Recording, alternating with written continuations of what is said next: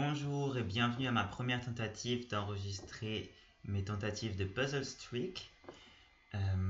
Pour me présenter un peu, je suis Léo. Je joue aux échecs de manière semi-régulière. J'ai joué en club primaire, à l'école de manière assez régulière. Et depuis, de manière assez éphémère jusqu'à ces 2 dernières années où j'ai commencé à jouer en ligne de manière plus régulière. Et aussi, j'ai essayé de faire des tournois en vrai. Et du coup, je me considérais comme un joueur d'échecs intermédiaire qui est pas proche de débuter, mais qui est aussi pas proche de devenir un expert. Et j'ai envie de vous partager mes puzzle streaks parce que ça peut être, pour les gens qui sont plus débutants, ça peut être intéressant. Pour les gens qui sont à un niveau similaire, ça peut aussi être intéressant de comparer les manières de voir.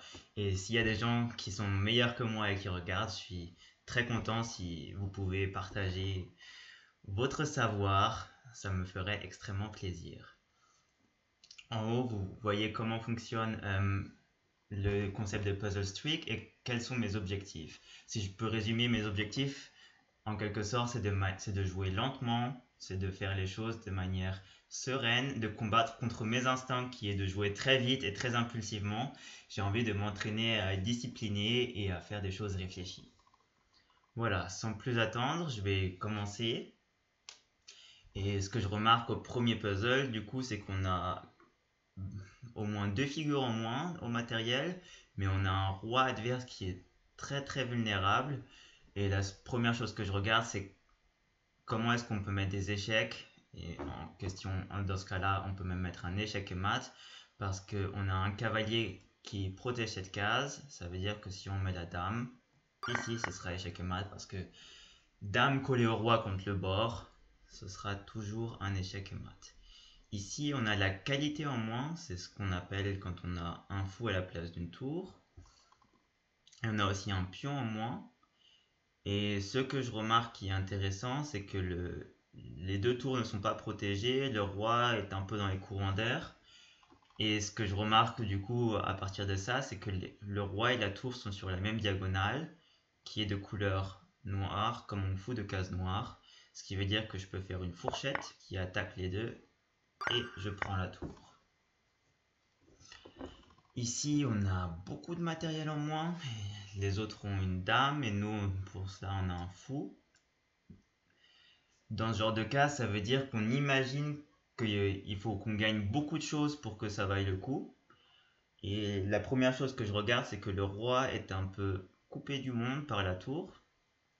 Ça veut dire que peut-être qu'on peut utiliser cette faiblesse. Et je vais regarder pour ça un coup forcé. Par exemple, si on met échec avec notre fou de case blanche, le roi peut seulement aller ici. Et ce que je remarque, c'est que cette case-là n'est pas protégée. Ça veut dire que si je vais avec la tour, avec les fous qui protègent et la tour qui prend la ligne, ce sera échec et mat. Ok, ici on a une tour en moins et un pion en moins. Mais par contre, on a beaucoup de pièces qui ne sont pas protégées et un roi qui pourrait être assez vulnérable. Et ce que je remarque aussi, c'est qu'on a un pion qui est très bien pour bloquer le roi. Et du coup, ça me mène à l'idée suivante. Si je mets en échec avec ma tour, le roi sera obligé d'avancer. Et il sera bloqué par le fou et le pion. Et du coup, si je déplace ma tour, il sera en position d'échec mat. Ok. Ici, on a à nouveau une qualité en moins. On a un cavalier pour une tour. Ce que je remarque aussi, c'est qu'on a un vis-à-vis des dames. Et on a un cavalier qui est aussi en tension parce qu'il pourrait être pris par la tour et en même temps il est dans une situation de pin. Il est épinglé à son roi par la tour. Et ce qui m'intéresse dans ce cas-là, c'est qu'est-ce qui se passe si j'enlève le défenseur de la dame pour la prendre. Parce qu'actuellement, il y a deux défenseurs, un qui est épinglé et un qui est pas très flexible, si je puis dire. Et du coup, mon idée, c'est si je prends avec la tour le cavalier, ça enlève le cavalier. Et s'il veut prendre ma tour en échange, la dame ne sera plus protégée. Est-ce qu'il peut faire autre chose plutôt que de ne pas prendre? A priori non, parce qu'il est en échec, du coup il doit se déplacer. Et peu importe où il ira, j'aurai gagné le cavalier de manière certaine. Bon, on donne la dame. Ok, à nouveau un exemple où nous avons beaucoup de matériel en moins, a priori. Et on a un roi qui est bien coupé par les tours et potentiellement aussi par notre fou. Du coup, ce que j'ai envie de regarder, c'est de le mettre en échec avec le pion. Si je le mets en échec avec le pion, le roi ne peut aller nulle part, mais il peut prendre le pion, ce qui pour nous n'est pas un problème parce qu'on peut reprendre et il sera toujours protégé. Et le roi aura toujours aucun endroit où aller. Ok, à nouveau on a du matériel en moins, une dame environ. Et je regarde. Ce que je trouve intéressant, c'est que le roi est complètement bloqué, il n'a pas de case pour se déplacer. Et nous avons un cavalier qui a plusieurs cases où il peut donner échec au roi. Et tout ça de manière protégée. Donc j'imagine, si je donne échec ici, le roi ne peut pas se déplacer, donc doit prendre avec la dame, et je prendrai avec le fou. Et il faut juste que j'évalue, est-ce que ce sera assez pour gagner? J'aurai encore 2 pièces mineures de tour. Et il aura il aura aussi 2 pièces mineures et 2 tours. Mais a priori, j'ai une position qui est assez bonne parce que j'ai 7 pions, et il n'y en a que 6, et j'ai le fou qui menace le prochain pion. Je pense que c'est une situation qui va être assez simple à jouer. Et on reprend le pion. Ok, ici on est mis en échec par la tour. Ce qui est la première chose qu'on voit, c'est que la tour est prenable par le pion, ce qui est un cours qui est très alléchant a priori.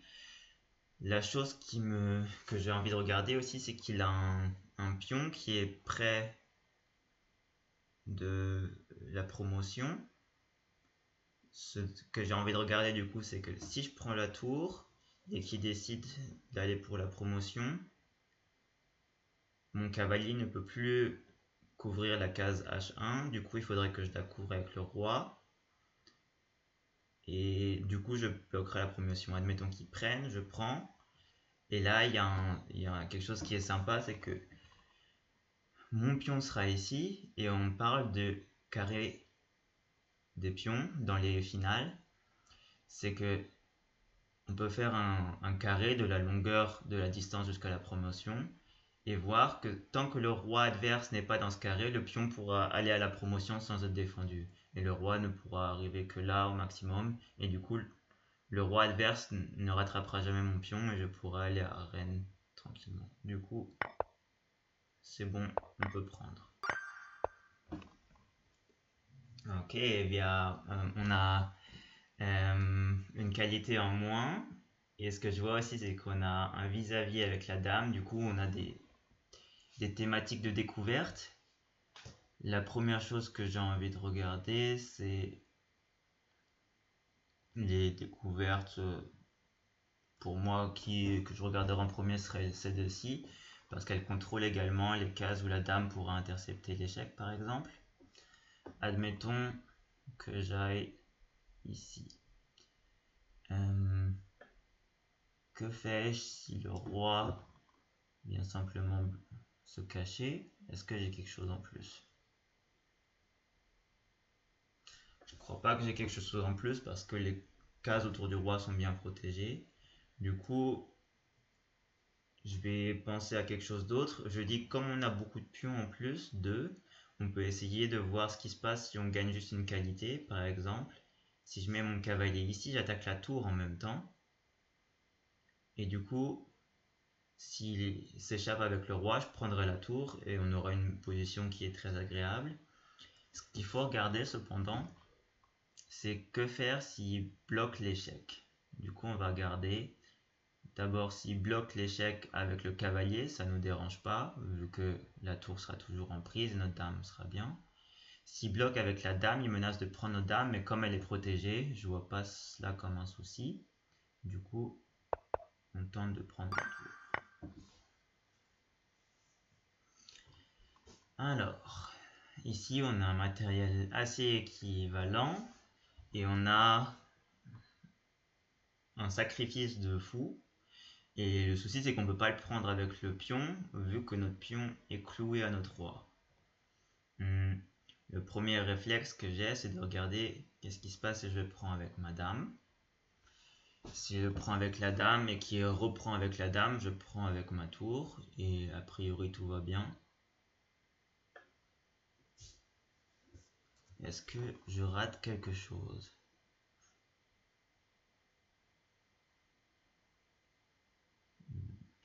Je vois pas quelle ressource aurait l'adversaire, du coup je vais y aller.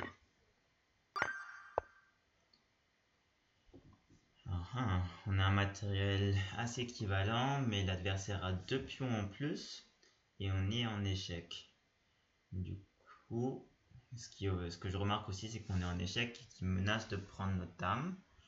Ce que je trouve assez intéressant, c'est que première manière d'annuler l'échec, ce serait de prendre sa dame, ce serait sur échec, du coup il est obligé de reprendre. Et après, la tour, qui sont aussi en vis-à-vis, on pourra être le premier qui prend la tour et du coup on aurait une tour en plus pour 2 pions et ça je pense qu'on arrivera à stopper, surtout parce que les pions ne sont pas liés, ils seront pas difficiles à aller prendre.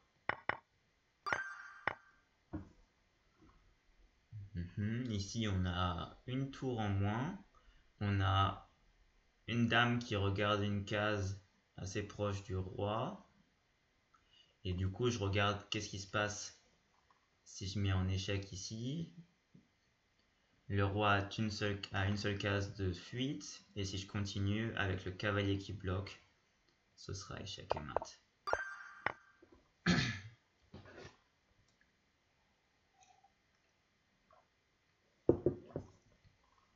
Ici on a déjà une pièce en moins et par contre on a une jolie découverte possible sur le roi avec la tour et le cavalier. La question c'est qu'est-ce qu'on en fait? Première chose que je regarde, c'est que on a une tour qui est en prise, mais on a aussi ce pion qui est en prise qui nous mènerait sur la dame. Du coup, ce que j'ai envie de regarder, c'est est-ce que prendre la tour c'est suffisant ou est-ce que j'ai envie d'aller chercher plus. Donc je regarde qu'est-ce qui se passe si je prends le pion. A priori, soit il déplace le roi, soit il bloque l'échec. S'il bloque l'échec avec la tour, on peut prendre la tour et du coup elle est gratuite. Du coup, a priori, il peut pas bloquer l'échec de manière utile. Du coup, il va se déplacer, il ira dans le coin et on prendra la dame, ce qui est un gain assez net.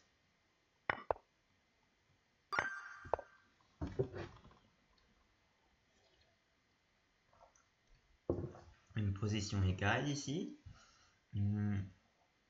Et ce qu'on voit, c'est qu'il a une batterie avec 2 tours et une dame qui regarde vers chez nous. Pour l'instant, tout est protégé, mais ça pourrait être intéressant. Ce qui est aussi intéressant pour nous, c'est que on a une tour qui regarde aussi toutes ces pièces à la fois. Peut-être qu'il y a quelque chose à jouer.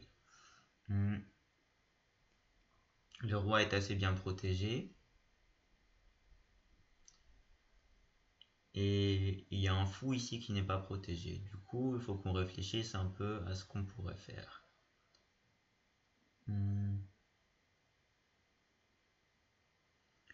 Ce qui serait peut-être utile pour commencer à calculer, c'est qu'est-ce qui se passe si je prends l'échange. Si je prends l'échange et qu'il veut garder l'équilibre matériel, il faut qu'il reprenne. Et du coup, je réfléchis, qu'est-ce qui se passe si je mets ma tour dans la ligne de mire. Et ce qui est embêtant pour lui, c'est que la dame protège la tour, mais la dame veut s'enlever du vis-à-vis avec notre tour. Et il aimerait bien avoir un coup en diagonale qui protège sa tour en même temps, tout en sortant de la ligne. Mais comme c'est case blanche, case noire, c'est pas possible. Et du coup, il n'aura pas la possibilité de protéger sa tour et sa dame en même temps. La question qu'il y aurait sinon, c'est est-ce qu'il peut nous mettre en échec ou avoir un entre-coup a priori, mais pense que notre roi est bien protégé à ce niveau-là. Ok, donc il choisit de prendre nos tours. Et on ne prend pas avec la dame, sinon il est protégé. On prend avec le cavalier. Ok, assez tôt dans la partie, le 15e coup cette fois-ci. Et on a toutes nos pièces contre toutes les pièces. Alors, il y a un peu de friction. On a deux cavaliers qui se regardent. On a notre dame qui regarde le cavalier. Et on a un fou qui regarde aussi le pion F7, qui est souvent une faiblesse, mais qui dans ce cas-là est aussi protégé par le cavalier. Mais ce qui me paraît jusque-là assez intéressant, c'est que on a deux attaquants sur le cavalier pour un seul défenseur. La seule chose qui me fait encore un peu de souci, c'est que on a un vis-à-vis désagréable ici si on enlève le cavalier. Du coup, il nous faut calculer. Si on prend là, et qui reprend ici, on peut reprendre là, et après reprendre, ça va. Le problème, c'est qu'est-ce qui se passe si on prend d'abord, et il prend là. Ah, et du coup, on aurait le cavalier qui pourrait revenir protéger tout en se protégeant avec celui qui est doublement attaqué. Et du coup, on est bien. Ok. À nouveau, toutes les pièces sur le terrain, juste quelques pions en moins. Et ce que je regarde tout d'abord, c'est que le roi a une diagonale où il est assez vulnérable. Du coup, je regarde qu'est-ce qui se passe si je vais attaquer cette diagonale.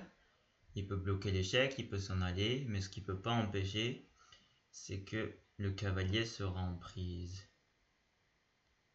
La seule chose que je me demande, c'est que il est aussi en prise, mais ce qui est intéressant, c'est que la tour a un vis-à-vis sur notre fou. Et comme il faut protéger notre fou, c'est important qu'on prenne avec la dame, comme ça on protège notre fou en même temps.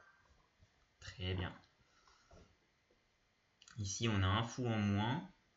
On a un vis-à-vis des fous, un vis-à-vis des dames. Une tour qui attaque et qui épingle un peu tout sur son passage.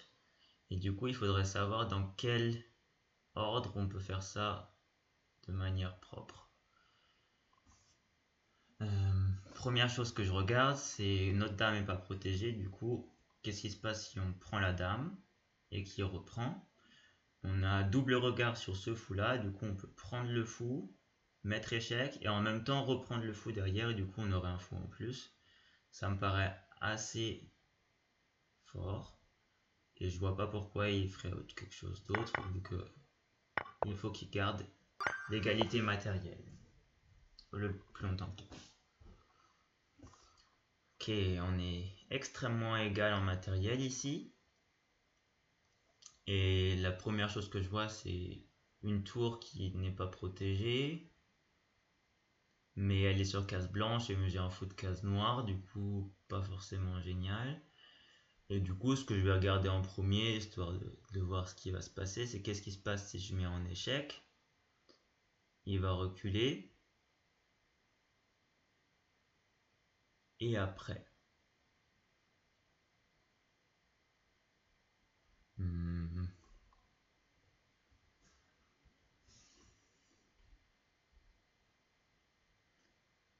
Le seul intérêt que je vois de prime abord, c'est que ça permettra à notre roi d'attaquer ce pion-là.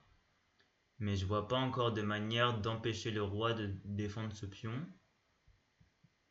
Du coup, je vois pas comment on est censé gagner le pion dans ce cas-là.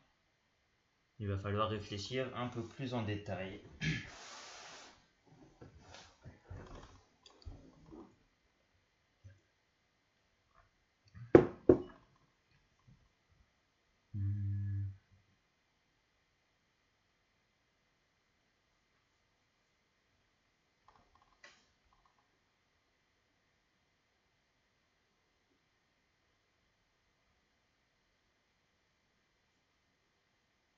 Ah, ce que je viens de voir aussi, c'est qu'on a une diagonale où notre fou regarde le roi. Du coup, on pourrait faire une attaque en découverte. en avançant le pion d'une case, et en même temps on attaquerait son fou à lui. Et du coup, il faut qu'il se débarrasse de l'échec et il peut pas m'empêcher de prendre ce fou. Ok. Ici, première chose que j'ai vue, c'est que peu importe le matériel, si on fait ici, on a sa dame en fourchette royale. L'autre souci, c'est que notre dame est aussi en prise par son fou. Du coup, ce qui serait peut-être intéressant, c'est de mettre l'échec et après de bouger sa dame.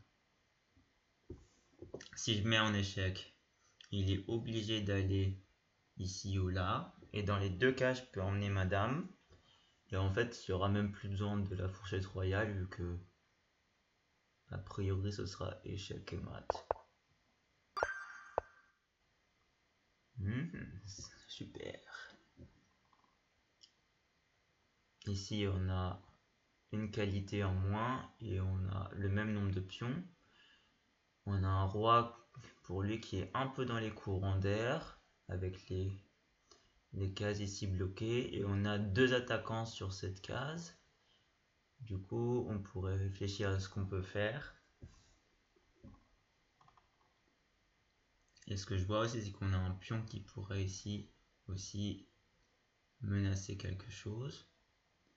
Ah, et ce que je vois aussi, que je trouve intéressant, c'est qu'on a une tour qui n'est pas protégée derrière le roi. Du coup, peut-être qu'il y a des thématiques où on peut mettre notre tour ici, obliger le roi à sortir et attaquer la tour derrière le roi directement. La question, c'est un peu dans quel ordre on fait tout ça. Est-ce qu'on envoie d'abord le fou ou est-ce qu'on envoie d'abord le pion, par exemple? Admettons qu'on envoie d'abord le fou. Si on envoie d'abord le fou et qu'il prend avec la tour, on ne peut pas envoyer le pion parce que lui il pourra prendre notre tour avant. Du coup, admettons qu'on envoie le pion avant, ouh, j'ai failli jouer, et qu'on attaque la tour et le pion en même temps. On peut imaginer s'il prend le pion, on a ce qu'on voulait avec la tour qui attaque la tour à travers le roi. Et s'il prend pas le pion, admettons qu'il le déplace ou qu'il déplace sa tour. Admettons d'abord qu'il le déplace, on prend la tour. S'il déplace sa tour, admettons qu'il la mette ici. Alors là, on peut prendre avec le pion. Et s'il protège avec sa tour, là on y va avec le fou et c'est bon. Bon, dans ce cas-là, on était déjà préparé.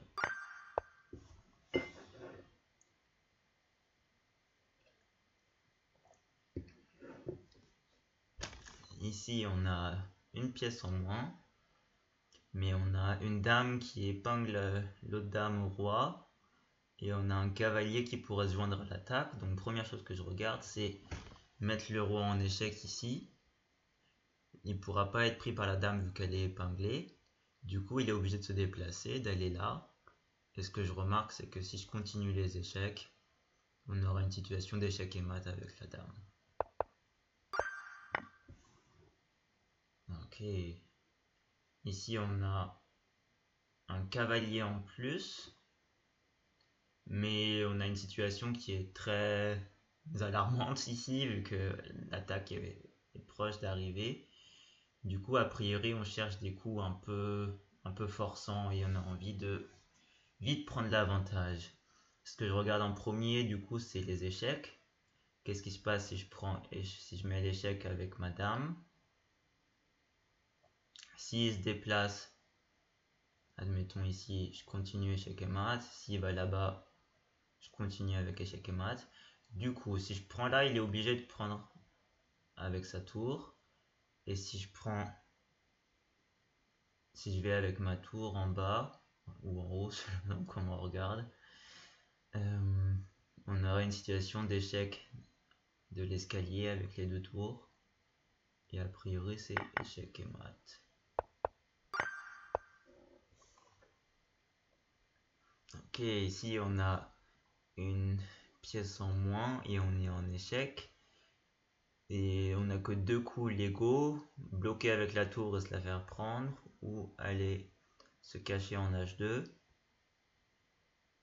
qu'est-ce qu'il fait si on va se cacher en H2? Il pourrait continuer les échecs avec Dame E5. Ah, et s'il fait Dame E5, je peux bloquer avec la tour sur échec. Et si je fais ça sur échec, après j'ai la dame qui peut rejoindre l'attaque directement. Du coup, peut-être qu'il veut protéger ça. Et si je mets le roi là, il veut continuer à protéger cette case. Mais le problème, c'est que quand je mets la tour, il est obligé de sacrifier la dame, vu que le roi protège la case. Du coup, a priori, si je vais ici, quoi qu'il arrive, je peux mettre la tour en G3. Et il est obligé de sacrifier sa dame pour stopper l'attaque. Ou sacrifier sa tour et son cavalier ensuite. C'est quand même un petit avertissement pour moi parce que j'aurais pu voir la séquence de coups qui arrivait un peu plus précisément. Ici, on a un tour et une pièce en moins, mais on a une attaque au roi avec les deux pièces. Du coup, je regarde en premier les échecs. J'ai envie de regarder ceci et cela. Cela est très vite annulé parce qu'on a le problème de la dame qui couvre. Du coup, je regarde le cavalier qui met en échec. Le roi est obligé d'aller derrière. Et j'ai envie de continuer par le cavalier qui met en échec, qui ne peut pas être pris parce que le pion sera épinglé. Si le roi... Oh, il y a la tour qui bloque, il faudra que je regarde ça. Si le roi se déplace... la tour qui bloque, ça va poser un souci parce qu'en fait, si sacrifie la tour pour bloquer l'échec, je ne pourrais pas gagner assez de matériel pour revenir à égalité. Du coup, nouveau plan, on regarde un échec qui coûte rien en matériel. Si on va ici, a priori on a un roi qui peut pas se déplacer, une tour qui peut bloquer mais sans être protégée, donc elle sera prise directement.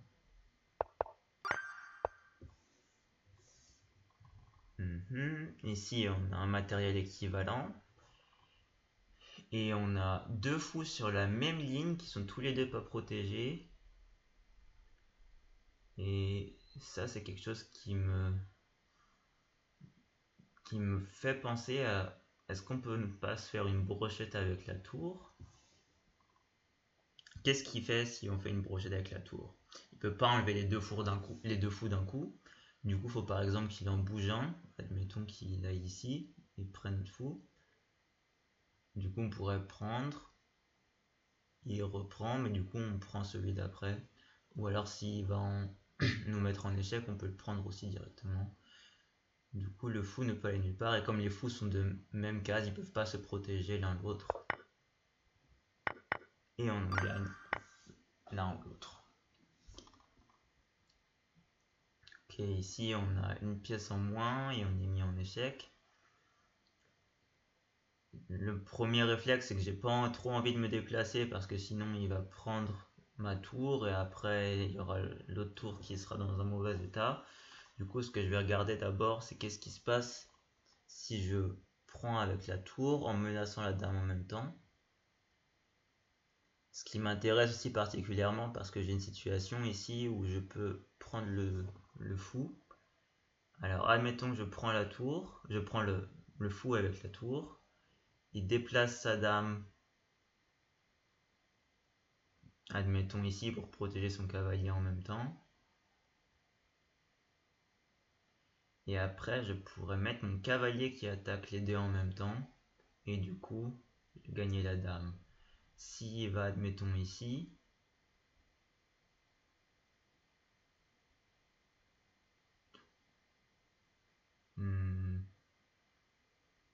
je peux prendre le pion avec ma tour, le mettre en échec.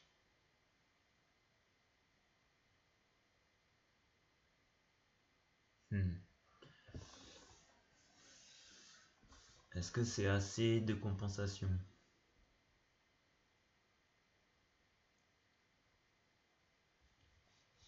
je récapitule. Je prends, il protège son cavalier ici, et je prends le pion. Il est en échec, donc il se déplace, admettons ici,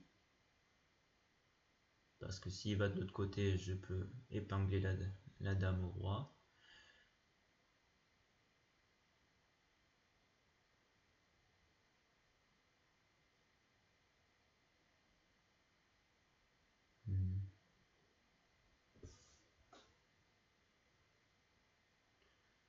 J'aurai un pion en plus, j'aurai un roi qui est déroqué et qui empêche ces deux tours de se connecter. Je pense que c'est un avantage assez conséquent. Oh, ok, second avertissement, j'ai pas du tout vu que mon cavalier était en prise. Mais ce qui est aussi pas plus mal que ça, parce que du coup, notre plan de prendre le pion sur échec attaque sa dame en même temps, ce qui a priori est plutôt bon pour nous parce qu'il est obligé de prendre la tour et on la recapture. Ok. Ici, on a un matériel équivalent, mais on a un cavalier qui attaque trois de nos pièces en même temps, qui n'est pas en prise. Par contre, on a un pion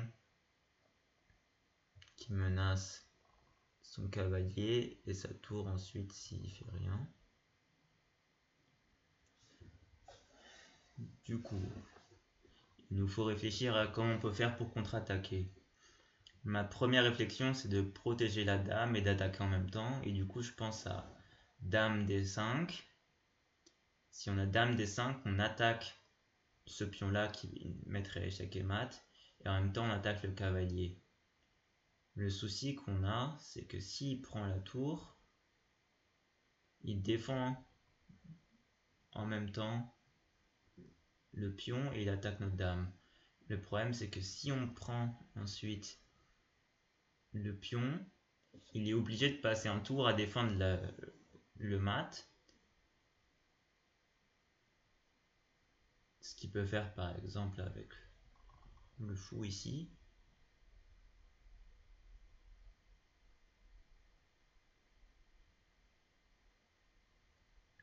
Auquel cas on prend la dame, la tour prend et on reprend avec le fou derrière. Ce qui me paraît assez fort. Ok.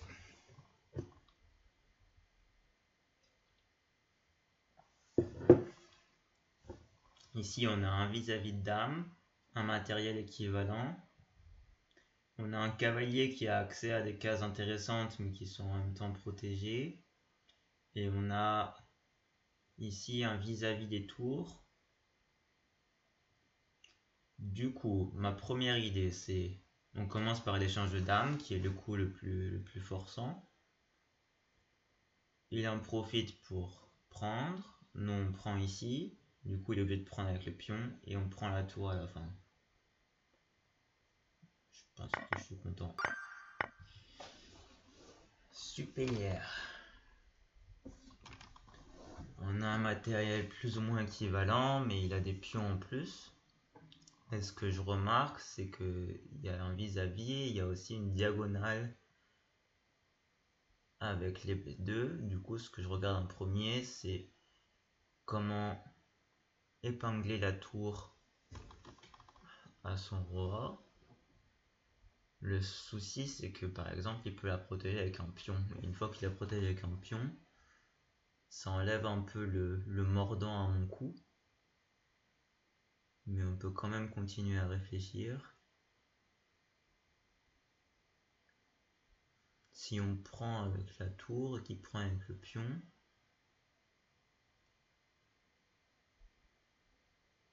je vois pas trop de continuation.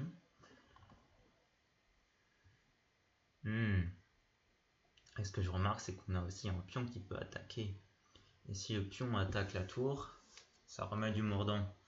Du coup, je menace, il protège et je rattaque.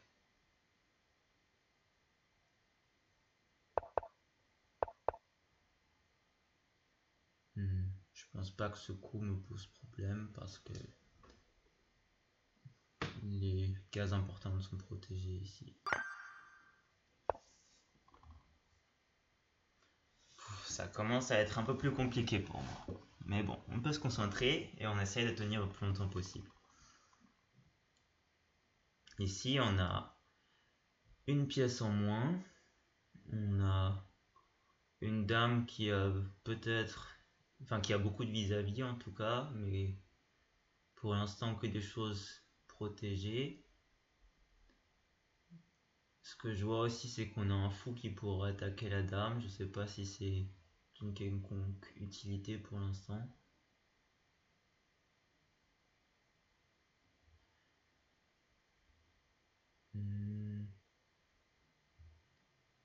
Par quoi on peut commencer? Ah, je sais par quoi je vais commencer. Je vais commencer par réfléchir. Qu'est-ce qui se passe si je prends ici avec le fou pour menacer le mat? Il est obligé de prendre avec le cavalier. Parce qu'il n'a sinon pas de moyen de protéger la case G2. Il ne peut pas prendre avec le fou parce qu'il est épinglé. Et du coup, s'il bouge le cavalier, j'ai le vis-à-vis avec la tour pour mettre en échec. Et on aurait gagné en échange. Ça me paraît pas mal.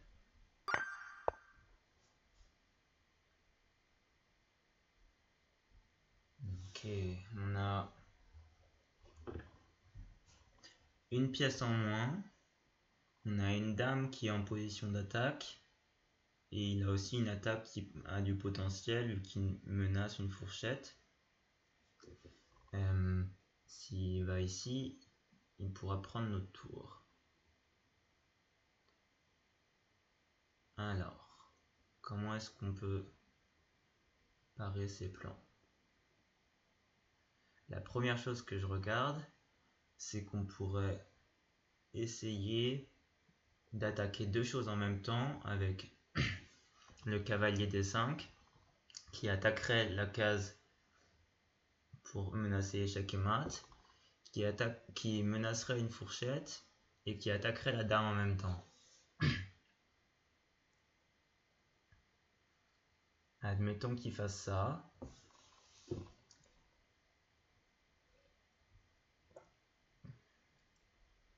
Admettons qu'on fasse ça, le problème c'est que notre cavalier ne protège plus la case et on se prend un échec et mat direct. Du coup, ce coup nous aide pas trop d'abord.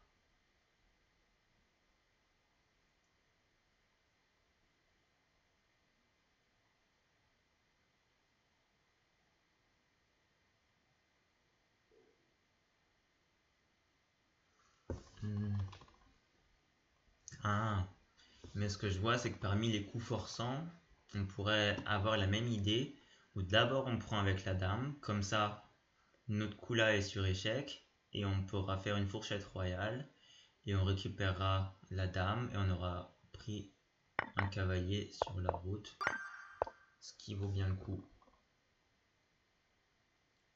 Ici on a une pièce en moins, on a une attaque contre nous et aussi une possible attaque contre le roi adverse. Du coup on peut regarder ce qu'on a en termes d'attaque d'échec et mat. Si je vais là et qui bloque, peu importe avec le fou ou le cavalier, je peux continuer mon attaque sur la rangée.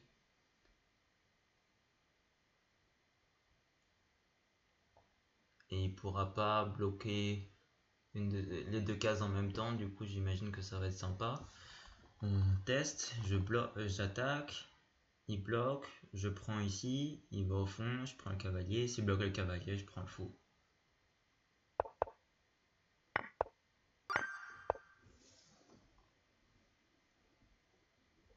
Ok, un problème d'ouverture. Ici on a un matériel qui est équivalent. On a un vis-à-vis là qui est bloqué par le cavalier, qui est bien protégé.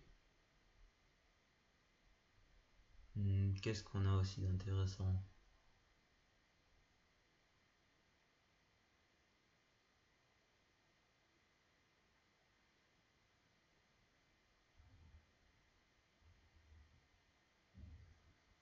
Hmm.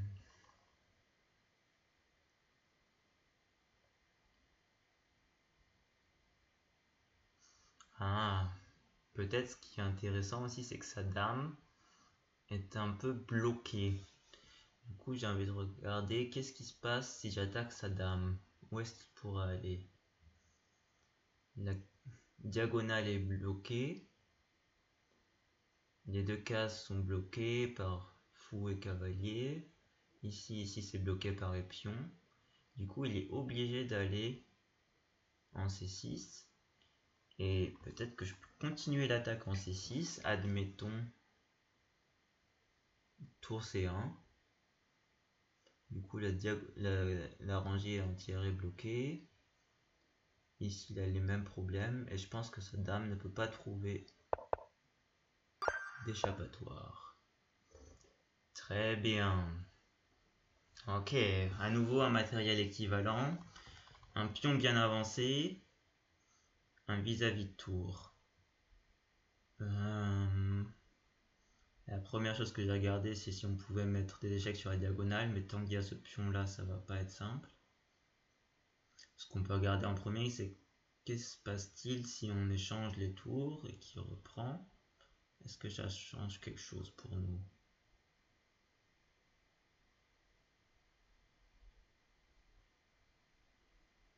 À première vue, non. Autre chose que je regarde, c'est si on s'attaque une case plus tôt. On attaque sa dame et on est protégé par le pion. C'est-à-dire qu'il ne prend pas avec la dame parce que sinon on prend avec le pion. Admettons qu'il prenne avec la tour. On a le pion qui bouge et on a la rangée qui se libère pour l'attaque sur le cavalier. Ça veut dire que même s'il reprend avec la dame, on aura deux attaquants sur le cavalier pour un seul défenseur. Il a des défenses néanmoins. Admettons qu'il nous mette en échec après ce coup-ci.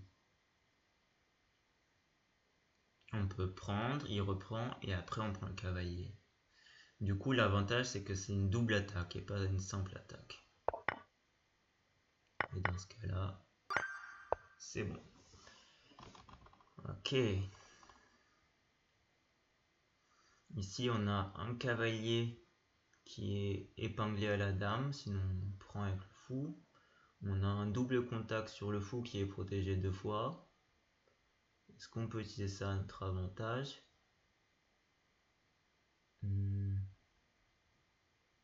Du coup, calculons. Si je prends avec la dame, qui prend avec le cavalier, que je prends sa dame, et qui reprend avec la tour,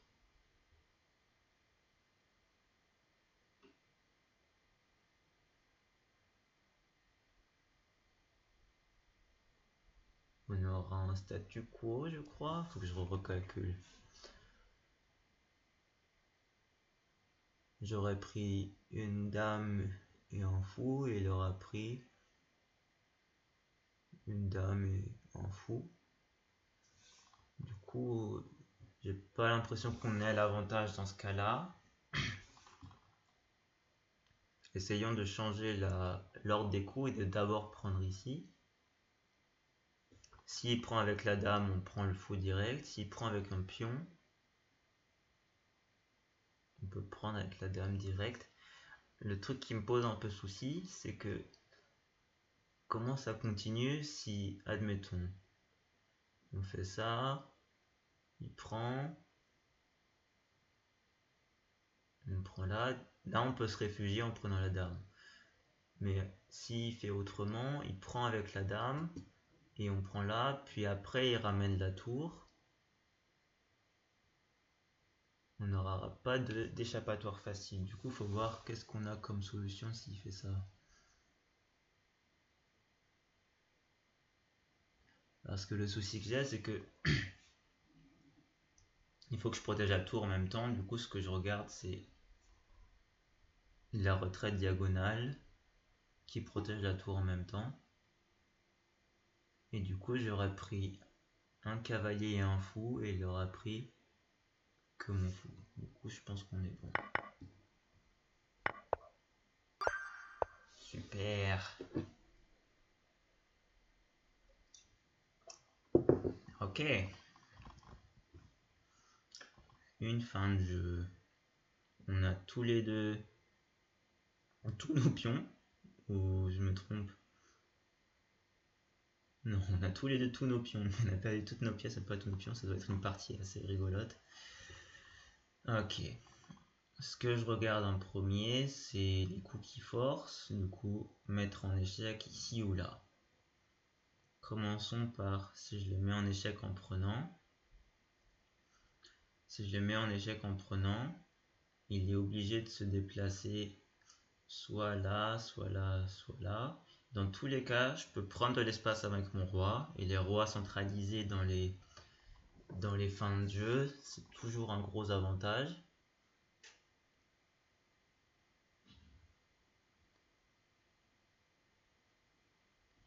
Et si je mets un échec ici, il peut aller que là, là ou là. Et je peux après le prendre ici. Ce qui est pas terrible vu que j'ai pas envie de laisser de la place pour son pion. Du coup, je prends. Le problème, c'est que maintenant mon pion est sur mon chemin. Du coup, on récapitule. Je prends là. Il va à une de ces 4 cases. Quoi qu'il arrive, je vais là.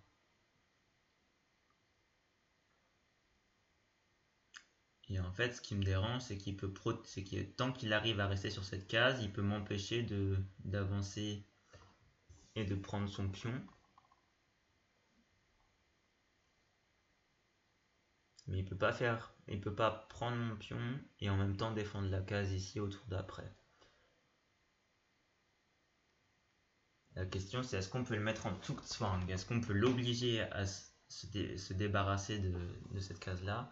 Et du coup ce que je regarde c'est ce vis-à-vis parce que c'est le seul endroit où on a un tour parce que dans les autres endroits ça mènerait à des situations de promotion. Du coup je réfléchis. Je vais là, admettons qu'il reste ici. Je vais là, il protège. Et du coup, il a envie de rester là, sauf que je fais le coup qui l'oblige à bouger. Et comme il a rien de bien à faire, il va bouger avec le roi et il va me laisser prendre son pion. Ok, donc il choisit de se bloquer lui-même, mais du coup, il laisse son pion libre. Super.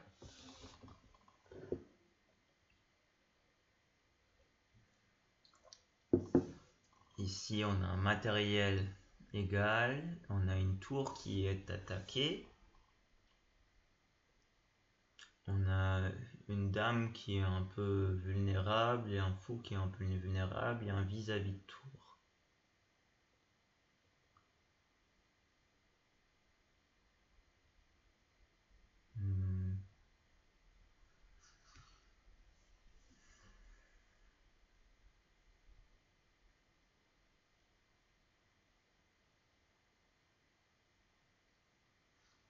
Première chose que je regarde, c'est le coup le plus forçant, c'est prendre.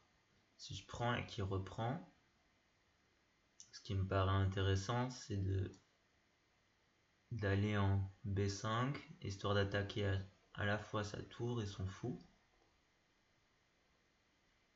Si je fais ça,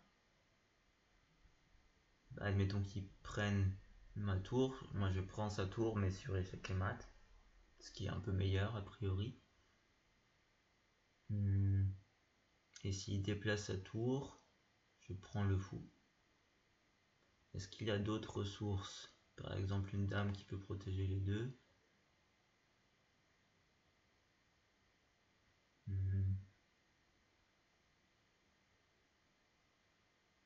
Ce qui est compliqué, vu qu'il y a un fou de case noire et qu'elle est sur case blanche, ça n'arrête pas. Et que la dame est sur case blanche, ça veut dire que...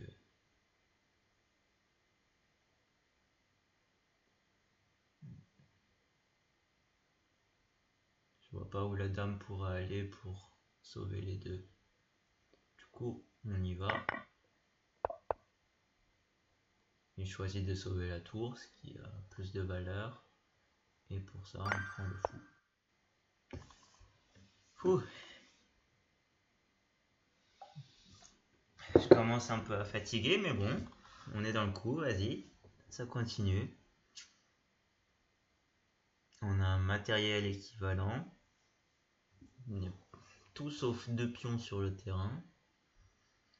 On n'a pas beaucoup d'espace, mais on a un fou qui regarde son cavalier. On a un fou qui n'est pas protégé. On a une dame qui n'est pas protégée.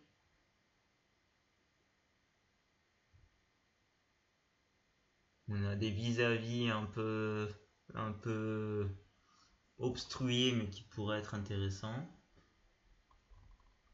Le premier coup que j'ai envie de regarder, c'est une double attaque avec la dame qui attaque le fou et le cavalier. Le cavalier est pas trop intéressant parce qu'il le protège encore, mais ça veut dire qu'il doit déplacer son fou de manière à continuer à protéger son cavalier. Et le souci, c'est que dans notre camp, tout est protégé.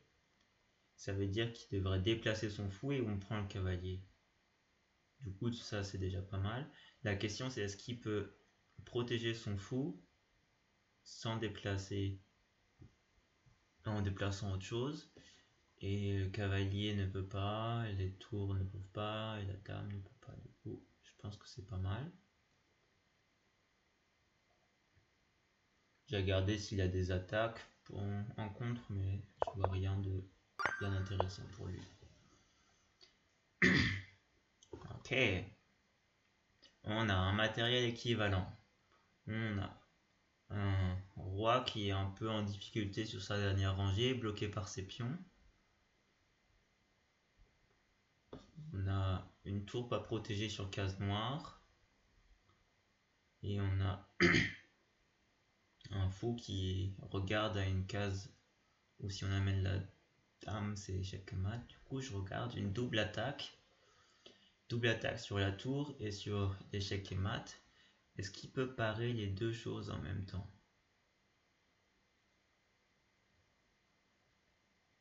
La tour ne peut pas parer, du coup, il ne peut pas protéger avec la tour. Est-ce qu'il peut parer l'échec et mat? Oui, il peut parer l'échec et mat avec le pion, mais du coup, on prendrait la tour. Et est-ce qu'il a du contre-jeu de ce côté-là? Parce que si on prend la tour, c'est sur échec. Du coup, il n'aura pas de contre-jeu directement. Du coup, on fonce. Il choisit de sacrifier sa dame. Et c'est fini. Ok. Alors, on a une situation où on a des pions bien plus avancés sur cette moitié-là, mais il a un pion ici qui est dangereux, mais en même temps, mon roi est prêt à bloquer s'il faut. Du coup, la question c'est est-ce qu'on peut être rapide sur ce flanc-là? Là, il faut y aller, quoi. Il faut tenter un truc. Admettons que j'avance ici et qu'il bloque mon avancement en faisant ça, et que même si je prends, il prend avec le pion, du coup on n'avance plus. Si je fais ça avec ce pion qui est doublement protégé, il peut prendre une fois, admettons comme ça.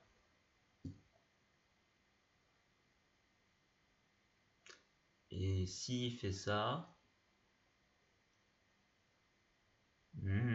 et qu'on avance là, on a un truc sympa parce que on a un pion qui menace d'avancer dans cette direction, on a un pion qui menace d'avancer ici et là. Et le même pion protège les deux, ça veut dire qu'on peut le surcharger. Ça veut dire, je vais là, il prend, je vais ici, il prend, je fonce. Et je me fais pas arrêter par le roi, vu qu'il a un obstacle sur sa route. La question c'est est-ce que ça marche dans l'autre sens? Je fais ça, il prend, je menace ici, Ça marche pas dans l'autre sens. Et qu'est-ce qui se passe s'il prend comme ça? Est-ce que du coup c'est symétrique? Je menace ici. S'il prend là, je vais là. Et s'il prend là, je monte là. Ouais, c'est symétrique du coup. Du coup, je pense peu importe lequel il prend, je peux menacer ici. Peu importe lequel il prend, je monte avec l'autre. Hop là.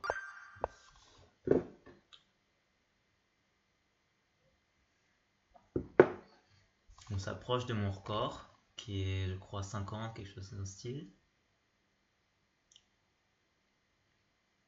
Ok. Ici, on a 2 pièces contre 3 pièces. Du coup, on a une pièce en moins. On a une demi-attaque sur son roi. On a un vis-à-vis là.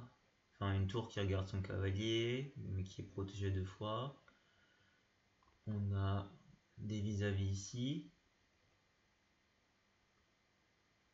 Ce que j'aimerais bien savoir, c'est est-ce qu'on peut profiter de la faiblesse de son roi pour, par exemple, menacer ici quelque chose. S'il prend avec le fou, je prends avec la dame ici sur échec et mat. C'est sa grosse faiblesse. Du coup, il ne peut pas prendre avec le fou, mais il peut prendre par exemple avec le cavalier. Par contre, si d'abord je prends le cavalier qui reprend avec un des deux. Non, d'abord, attends. D'abord, qu'est-ce que je fais s'il bouge rien? Admettons, admettons qu'il fasse un coup dans le vide. Qu'est-ce que je menace? Ah, je menace de prendre et que le cavalier soit, que le fou soit cloué. Du coup, il peut pas rien faire. Du coup, admettons, je prends. Il prend avec la dame. Je close son fou.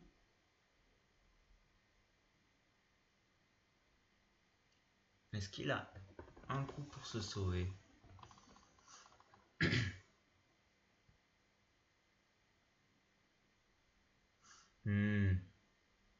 Qu'est-ce qui se passe s'il protège la case à travers ma dame? Je vais là.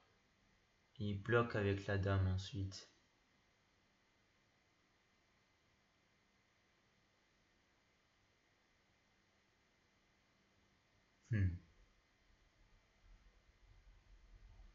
Il y a mon cavalier qui pourrait rentrer dans l'attaque. Que ce soit ici ou là. Peut-être que c'est une des solutions. Du coup, réfléchissons. Je prends. Il prend. Je prends. Il défend comme ça.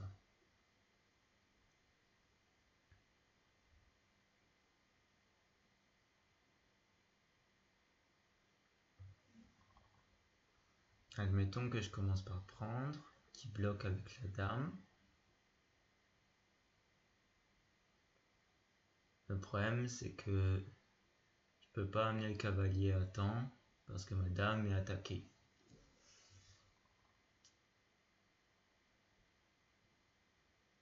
J'ai regardé qu'est-ce qui se passe si j'ai avec le cavalier, il prend ma dame, je prends sa dame, mais ça m'arrange pas spécialement.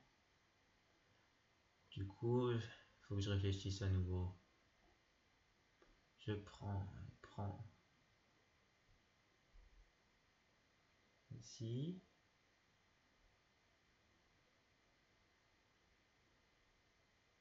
Et voilà.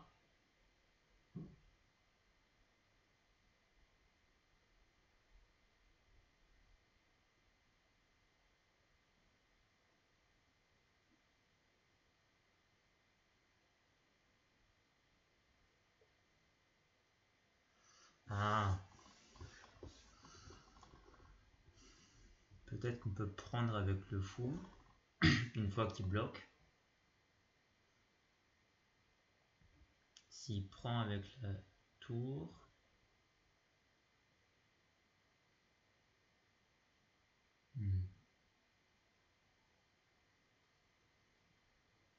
S'il prend avec la tour, je vois pas de continuation utile. Peut-être qu'on peut faire ça avant. Est-ce que ça change quelque chose? Oui, je récapitule. Prends. Fou ici. Il met la dame là.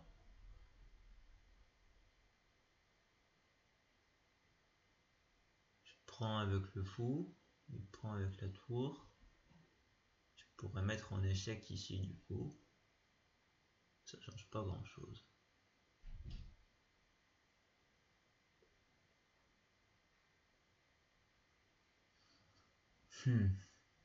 Peut-être qu'on peut trouver une raison pour laquelle sa dame pourrait pas venir défendre ici.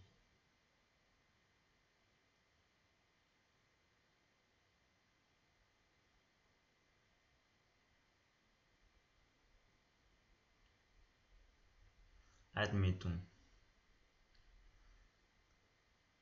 Je prends, il prend. Je menace sa dame là. Il peut pas prendre avec le fou parce que sinon il y a la thématique de l'échec et mat ici. Et il doit protéger maintenant en même temps cette case là pour un échec et mat avec le cavalier. Et s'il va ici maintenant, je peux attaquer avec le cavalier et il est obligé de sacrifier sa dame. Ça me paraît mieux.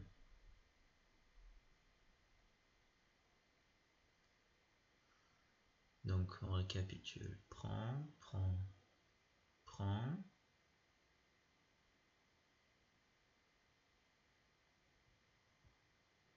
Et comme sa dame est attaquée en même temps, il faut qu'il la bouge et en même temps il peut pas protéger deux fois ici ou avec une case plus mineure. Du coup c'est bon. Après ce qu'il faut que je regarde c'est qu'est-ce qui se passe s'il prend avec le fou. S'il prend avec le fou, est-ce que c'est pas du coup le moment où j'y vais avec mon fou? Parce que s'il va avec le fou là, du coup je prends le fou. Je pense que je suis bon. Alors. Oh. J'ai envie de regarder pourquoi ça marche pas. Je prends avec ça, il prend avec ça. Je mets le cavalier. Ah, et la dame protège à travers. Et du coup, la solution c'était on menace échec et mat ici. Il prend avec le pion. Ah, et on met l'échec et mat en reculant d'un coup. Ok. Et B, c'était une belle série. Et pas de regret, je pense que je suis allé à mes limites parce que c'est difficile aussi d'un coup de rester aussi longtemps concentré. Je sais pas exactement combien de temps ça a duré, mais ça fait un moment, 1 heure environ, et B. Mais j'espère que ça vous a fait plaisir de me suivre. Si vous avez des feedbacks, si vous avez envie de participer, si je peux faire ça avec quelqu'un, ça pourrait aussi être sympa. Et bah, je vous souhaite une bonne journée, quel que soit le temps que vous êtes, et à bientôt. Ciao!